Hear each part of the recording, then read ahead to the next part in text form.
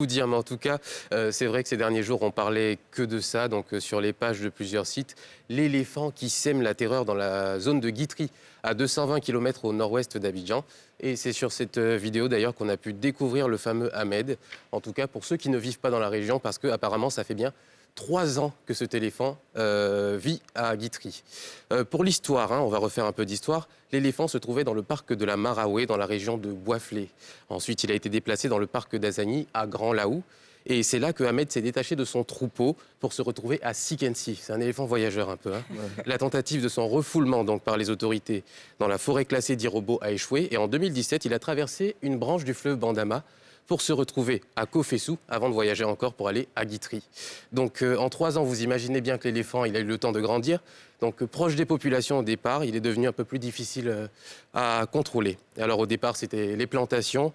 En 1 heure de temps, l'éléphant pouvait engloutir production de cacao, manioc, banane, palmier. Et puis ensuite, il s'est dirigé vers les sites de production d'alcool local. Okay. Et c'est ce qui explique la vidéo de l'éléphant qu'on a pu voir ivre ces derniers jours.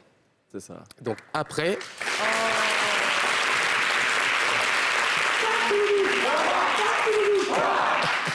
Et donc après, il a commencé à s'intéresser aux motos. Et puis les populations nous ont raconté que la première chose qu'il fait quand il voit une moto, c'est d'enlever le réservoir. Donc certains se demandaient si ce n'était pas pour boire l'essence. Donc on aurait un peu un éléphant alcoolique.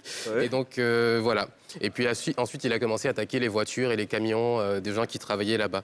Donc finalement, ça finit par excéder un peu les habitants qui demandent au ministère des Eaux et Forêts d'intervenir. Donc pendant 3 semaines, une équipe était en poste à Guitry pour essayer de contenir l'animal sans succès. Et donc finalement, ils ont pris la décision de le déplacer vers le zoo d'Abidjan. Donc l'opération devait se faire aujourd'hui, mais aux dernières nouvelles qu'on a eues, ce ne sera pas le cas. Mais on espère que ce sera une solution temporaire en tout cas, parce que les animaux ne sont jamais mieux que dans la nature.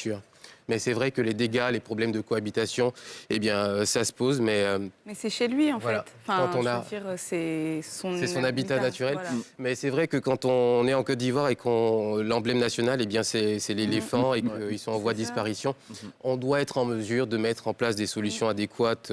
Par exemple, la création d'espaces protégés, on en a.